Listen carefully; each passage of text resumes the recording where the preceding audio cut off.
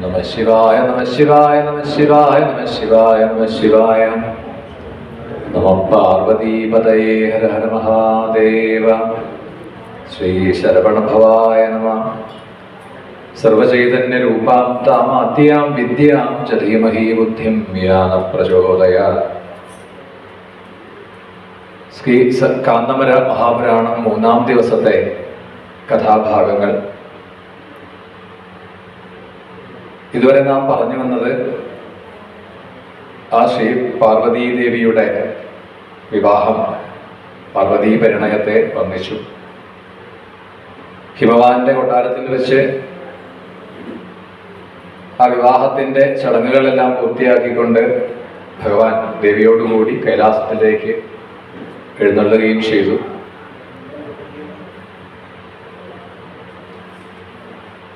നന്ദികേശ്വരൻ ആ കൈലാസത്തിൽ ഗോപുരത്തിൽ തന്നെ കാവലിനായിട്ട് നിൽക്കുന്നു. പാർവതി പരമേശ്വരന്മാര് അവിടെ അന്തഃപുരത്തിൽ വസിക്കുന്നു.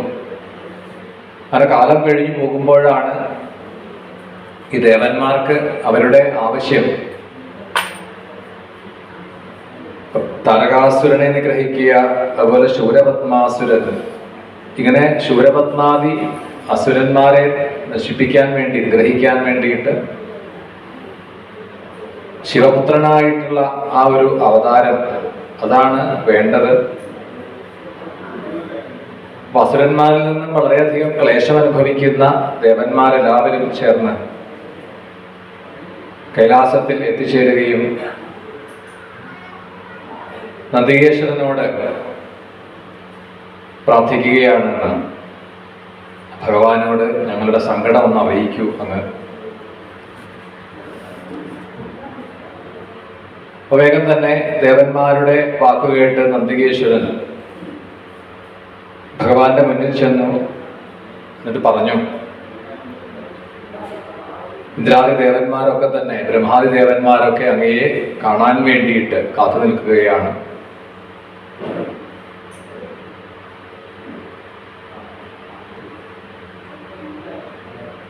അങ്ങനെ ഭഗവാൻ അവർക്ക് ദർശനം നൽകുകയാണ്. ഭഗവത് ദർശനം ലഭിക്കുന്നതായ സമയത്ത് ദേവന്മാർ സ്തുതിക്കാൻ ആരംഭിച്ചു. ഓം നമഃ പ്രണതാർത്ഥിഘ്ന ശിവായ ശുഭമോചക കല്യാണദായ ഭവതേ കാമദായി നമോസ്തുതേ. കാമാഘ്നായ പുരഘ്നായ കലിപ്രമഥനായ തേ സോമസൂര്യ അഗ്നിനേത്രായ നമ സോമാർത്ഥധാരിണേ.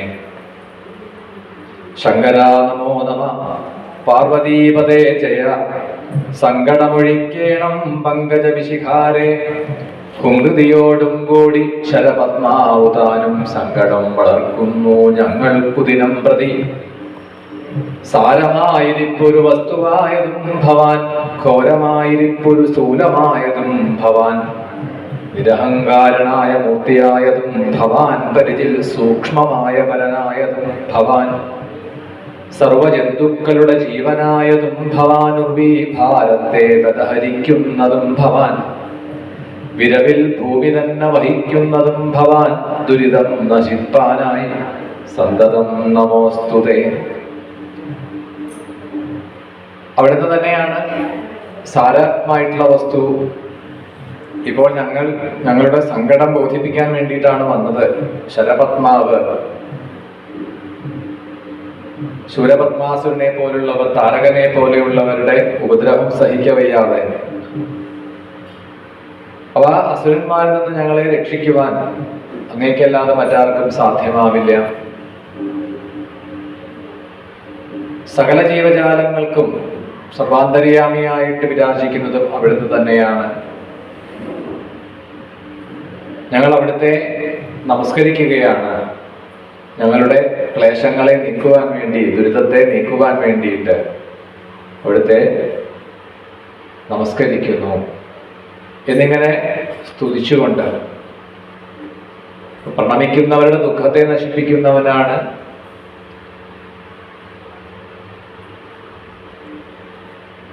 എത്രയും വേഗം ആ സേനാനിയായിട്ട് ഞങ്ങളുടെ ഈ ദേവസൈന്യങ്ങളെ നിയന്ത്രിക്കുവാനൊരു സേനാനിയാണ്, നേതൃത്വം കൊടുക്കാൻ ഒരാളാണ് ആവശ്യം. നമുക്ക് എന്തൊക്കെ ഉണ്ടെങ്കിലും, എത്ര ബലമുണ്ടെങ്കിലും അതിന് നേതൃത്വം കൊടുക്കാൻ, നിയന്ത്രിക്കാൻ ഒരാളില്ലെങ്കിൽ എന്താവുന്നു? നമ്മൾ പറയും, ഇപ്പോൾ അനേകം പേര് ഒന്നിച്ചു കൂടി ചേർന്ന് ഇരിക്കുമ്പോഴും വിഭവങ്ങൾ വളരെയധികം ഉണ്ടെങ്കിലും അതിന് ചുമതലയായിട്ട് അതിനെ നിയന്ത്രിക്കാനും കൈകാര്യം ചെയ്യാനും ഒരാളുണ്ടാവണം. ഇല്ലെങ്കിൽ നേരെയാവില്ല എന്നാണ്. കാരണം ഓരോരുത്തരും അവരവരുടെ അഭിപ്രായത്തിനനുസരിച്ച് അവരവർക്ക് തോന്നിയതുപോലെ പ്രവർത്തിക്കും. ഇവിടെ സേനാനിയായിട്ടൊരാളാണ് വേണ്ടത്. അതിന് ആ ശിവപുത്രനായിട്ട് അവിടുന്ന് ഞങ്ങൾക്ക് ആ ശിവപുത്രനെ നൽകിയാലും പ്രദാനം ചെയ്താലും അതാണ് അവരുടെ പ്രാർത്ഥന. ഞങ്ങളുടെ ഉദ്വേഗം ഇല്ലാതെയാക്കിയാലും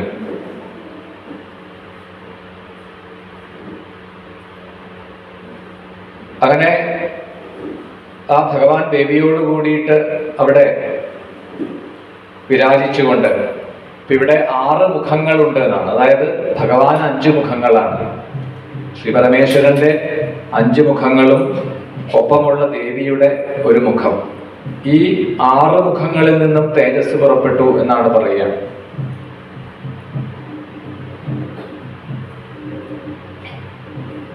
അപ്രകാരം ആ പുറപ്പെടുന്നതായിട്ടുള്ള തേജസ് ദേവന്മാരൊക്കെ ആ തേജസ്സിനെ സഹിക്കവയ്യാതെ വളരെയധികം ഭയപ്പെട്ടു എന്നാണ്. കാരണം അതിൻ്റെ ആ പ്രഭാവം, അതിൻ്റെ ശക്തി, അതിൻ്റെ തീവ്രത അത് സഹിക്കാൻ കഴിയുന്നില്ല. എല്ലാവരും വീണ്ടും ഭഗവാനെ തന്നെ ശരണം പ്രാപിക്കുകയാണ്. അങ്ങയുടെ തേജസ്സിനെ ഉൾക്കൊള്ളാൻ ആർക്കും ആവുന്നില്ല. ഈ തേജസ്സിൽ നിന്ന് ഞങ്ങളെ രക്ഷിച്ചാലും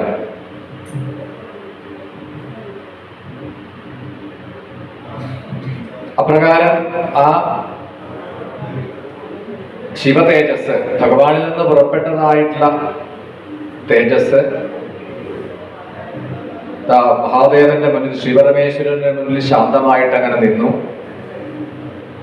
ആ സമയത്താണ് ഭഗവാൻ അഗ്നിയെയും വായുവിനെയും വിളിച്ചിട്ട് പറയുകയാണ്, അഗ്നിദേവനെയും വായുദേവനെയും വിളിച്ചു പറഞ്ഞു, നിങ്ങൾ ഈ തേജസ്സിനെ 6 രൂപത്തിൽ 6ആയിട്ട് വിഭജിക്കപ്പെട്ടിട്ടുള്ള തേജസ്സിനെ ഗംഗാനദിയിൽ നിക്ഷേപിക്കുക എന്നാണ്. അത് തുടർന്ന് അവിടുന്ന് ഭഗവാന്റെ നിർദ്ദേശമനുസരിച്ച്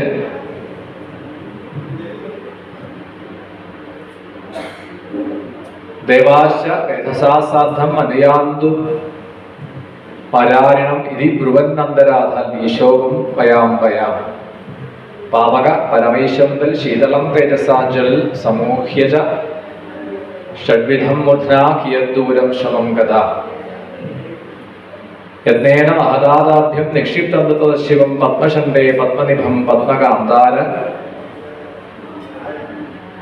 സംഭവം. ആ കാർത്തികേയന്റെ ആവിർഭാവത്തിന്റെ മുന്നോടിയായിട്ടുള്ള സന്ദർഭമാണ് ഇവിടെ പറഞ്ഞത്. ശ്രീപരമേശ്വരൻ അഗ്നിയെയും വായുവിനെയും വിളിച്ചിട്ട് ഈ തേജസ്സിനെ സ്വീകരിക്കാനും അതിനെ ഗംഗയിൽ കൊണ്ടുചെന്നാക്കുവാനും പറയുകയാണ്. വളരെയധികം ഭയത്തോടുകൂടി, സംഭ്രമത്തോടു കൂടിയിട്ടാണ് അവൻ പറയുകയാണ്, ഞങ്ങൾക്ക് ഭഗവാനെ ആ ശക്തി, ആ തേജസ്സിനെ ഉൾക്കൊള്ളാനുള്ള, സ്വീകരിക്കാനുള്ള ശക്തി ഇല്ല.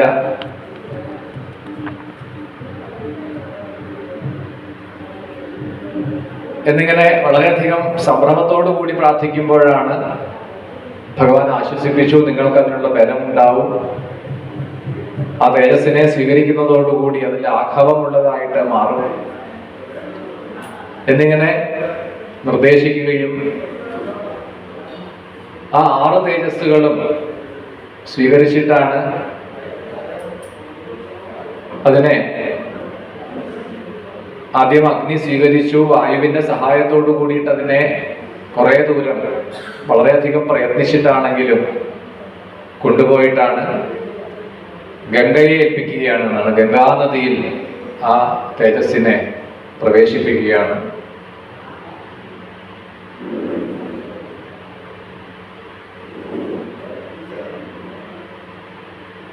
ഗംഗാദേവി അതിനെ സ്വീകരിച്ചു. അങ്ങനെ അവിടുന്ന് ഗംഗ പതുക്കെ പതുക്കെ പതുക്കെ ഈ തേജസ്സിനെ താഴേക്ക് കൊണ്ടുപോയിട്ടാണ് ശരവനത്തിൽ നിന്നാണ്, ശരപ്പുല്ല് നിറഞ്ഞതായ ഒരിടത്ത് കൊണ്ടു ചെന്ന് ആക്കി.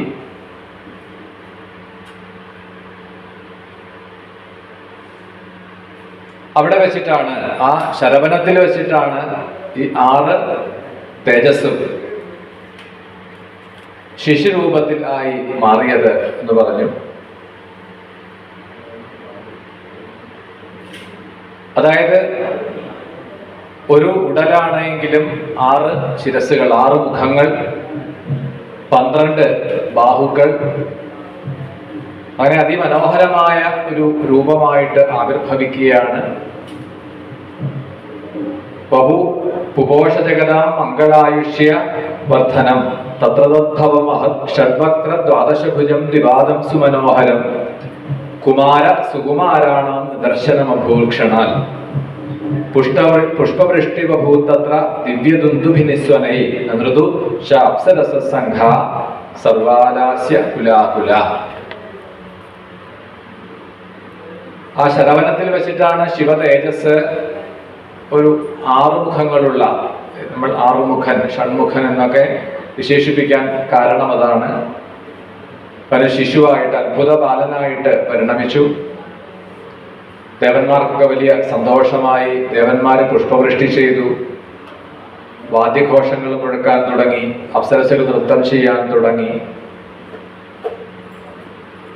ദേവന്മാർക്കൊക്കെ വളരെയധികം സമാധാനം, അവരുടെ സങ്കടങ്ങളെ തീർക്കുവാനായിട്ടാണ് ആ ശിവ തേജസ്സിൽ നിന്നും ഒരു ബാലൻ ഇപ്പോൾ ആവിർഭവിച്ചിട്ടുള്ളത്.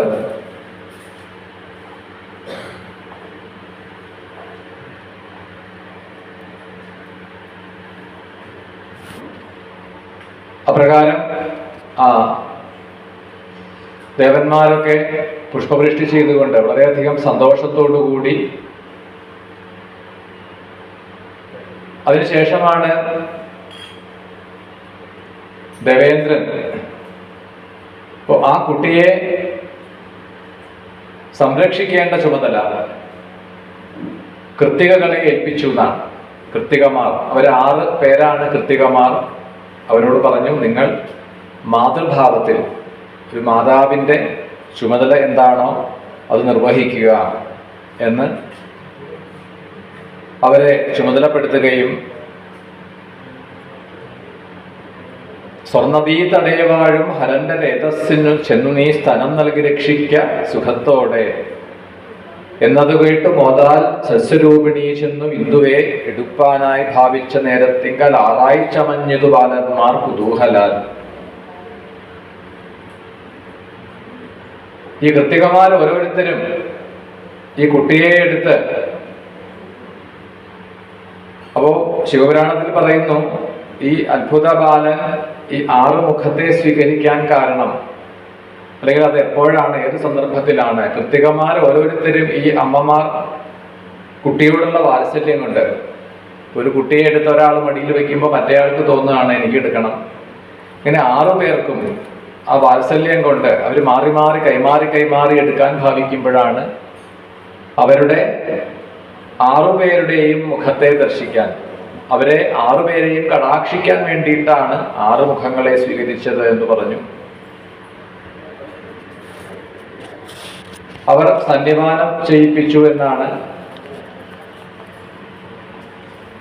ആ കൃത്തികമാരാണ് ആദ്യം ഈ ശിവ തേജസ്സിനെ അല്ലെങ്കിൽ ശിവകുമാരനെ, ആ സുബ്രഹ്മണ്യനെ ലാളിച്ചത്, സംരക്ഷിച്ചത് എന്നാണ്. അപ്രകാരം ആ ബാലൻ കൃത്തികമാരുടെ സംരക്ഷണത്തിൽ വളർന്നു വരുന്നതായ ആ സമയത്ത്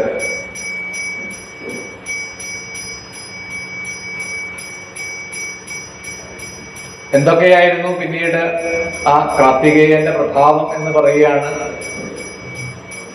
മാതുക്കരാവലംബേന മഹീമന്യോജകാമച ഉൽപത നിപതന്യോ ബഭ്രാമ ശിവസംഭവ പരം ബ്രഹ്മൈവ മാതതോൽ ബാലഭാവമുപാഗതം ഷോഡാവിഭക്തമിപതൽ നിർവിശൽ ക്രീഡയാരസം.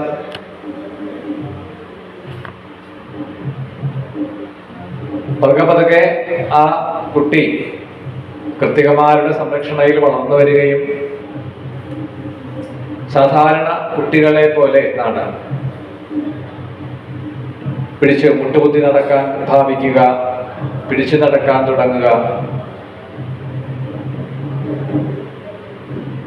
പതുക്കെ പതുക്കെ ആ അമ്മമാരുടെ സംരക്ഷണയിൽ വളർന്നുകൊണ്ടും ആ ഒരു ബാല്യകാലം ഒക്കെ ഇവിടെ ഒന്ന് പറഞ്ഞു. ആ ഒരു കാലയളവിലാണ് മറ്റൊരു അത്ഭുതം കൂടി സംഭവിച്ചു എന്നാണ്. ഈ സ്കന്ദ ആവിർഭാവം, സുബ്രഹ്മണ്യന്റെ ആവിർഭാവം, അവതാരം ഉണ്ടായ സമയത്ത് ഒപ്പം തന്നെ 9 പ്രഭാവശാലികളായിട്ടുള്ള 9 വീരന്മാരും കൂടി ആവിർഭവിച്ചു എന്ന് പറയുകയാണ്. അപ്പൊ അതിന് മറ്റൊരു കാരണം ഉണ്ടായി എന്നാണ്.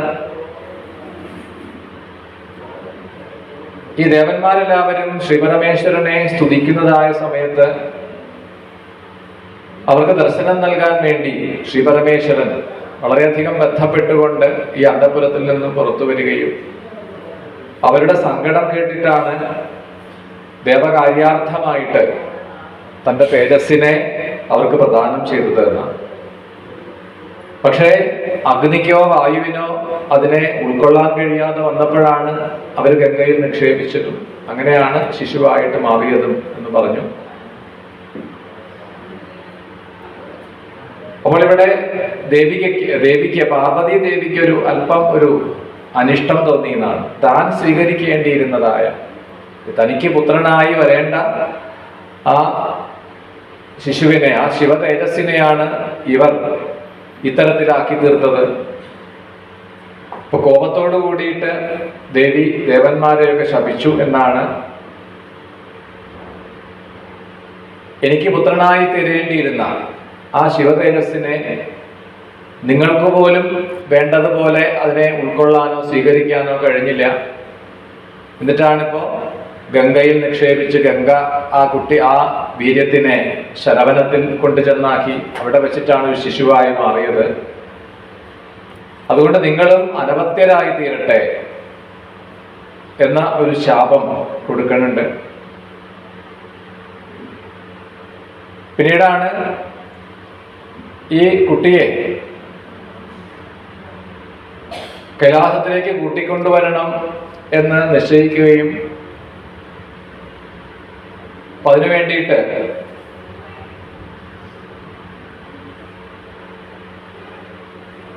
ആ നന്ദികേശ്വരനെയും ശിവഗണങ്ങളെയും ഒക്കെ നിയോഗിക്കുകയാണ് ഭഗവാൻ.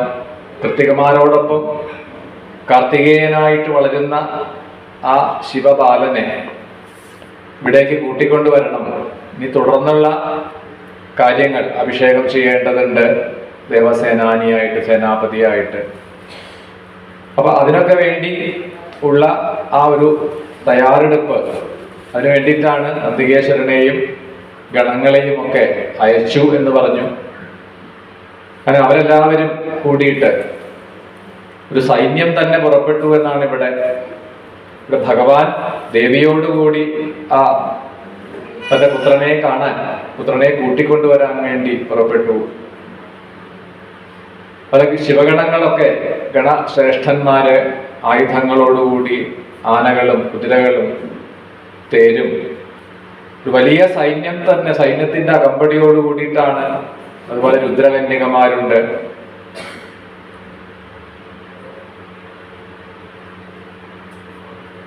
അങ്ങനെ ശരവണത്തിൽ ആ ശരപ്പുല്ല് നിറഞ്ഞതായ ഇടത്ത് ഇവരെല്ലാവരും എത്തിച്ചേർന്നു. അപ്പോൾ ആ കൃത്തികമാർക്ക് വലിയ സന്തോഷമായി. ആ ഭഗവാൻ ശ്രീപരമേശ്വരൻ ദേവീ സമേതനായിട്ട്, ഭവാനി സമേതനായിട്ടാണ് എഴുന്നള്ളി വന്നിട്ടുള്ളത് തൻ്റെ പുത്രനെ ചൂണ്ടിക്കാണിച്ചുകൊണ്ട് പറയുകയാണ്, നോക്കൂ, നമുക്ക് പുത്രനായി വന്നിട്ടുള്ള അത്ഭുത ശിശുവിനെ കണ്ടാലും എന്ന് പറഞ്ഞുകൊണ്ട് ജഗദംബികയ്ക്ക് കാണിച്ചു കൊടുക്കുകയാണ്. ജഗത്തിന്റെ മുഴുവനും ദുഃഖത്തെ നശിപ്പിക്കാൻ വേണ്ടിയിട്ട് ആണ് ഈ കുട്ടിയുടെ ആവിർഭാവം, ഈ കുമാരന്റെ ആവിർഭാവം എന്ന് പറഞ്ഞു. വളരെയധികം സന്തോഷത്തോടു കൂടിയിട്ടാണ് വേഗം തന്നെ ദേവി ആലിംഗനം ചെയ്തുകൊണ്ട് എന്നാണ്. ആ കുമാരനെ ആലിംഗനം ചെയ്തു. പിന്നീട് സന്യപാനം ചെയ്യിപ്പിച്ചു.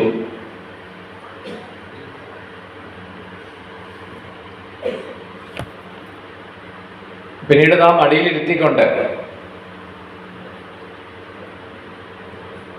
തിരിച്ചു കൊണ്ടുവരാൻ വേണ്ടിയിട്ട്, കൈലാസത്തിലേക്ക് തിരിച്ചു കൊണ്ടുവരാൻ വേണ്ടിയിട്ട് ഉള്ള തയ്യാറെടുപ്പാണ്.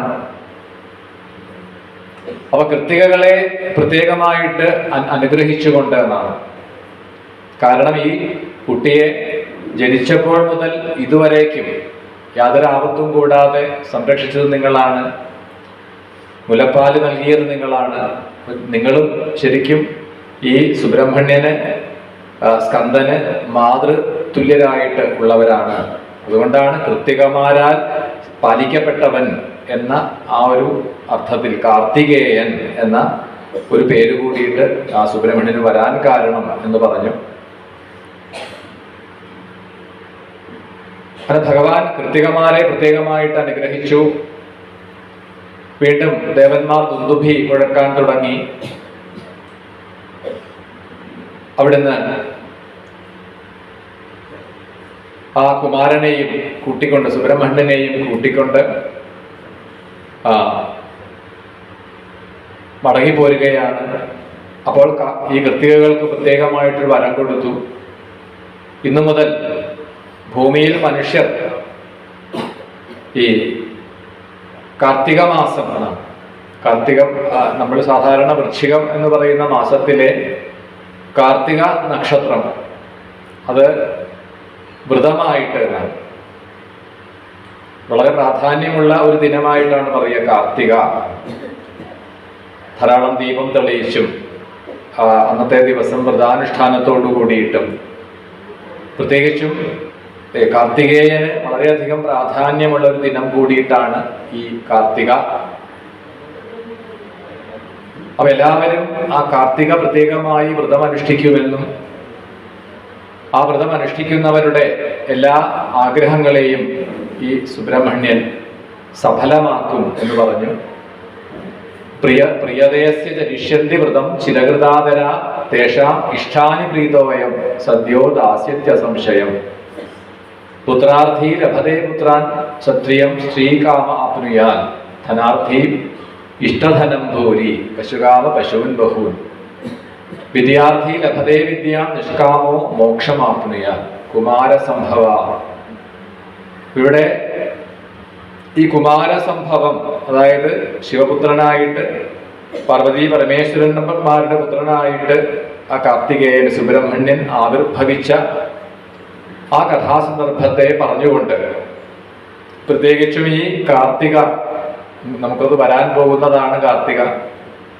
ആ കാർത്തികയിൽ വ്രതമനുഷ്ഠിക്കുകയും കാർത്തികേയനായിട്ടുള്ള സുബ്രഹ്മണ്യനെ ഭജിക്കുകയും ഒക്കെ ചെയ്താൽ ആ ഭഗവാന്റെ ആ കുമാര സംഭവം അല്ലെങ്കിൽ സ്കന്ദ അവതാരം, സുബ്രഹ്മണ്യന്റെ ആവിർഭാവത്തെ കേൾക്കുകയും ഒക്കെയാണ് എങ്കിൽ നമ്മളുടെ പ്രാർത്ഥനകളെല്ലാം സഫലമാവും എന്നിവിടെ പറഞ്ഞു.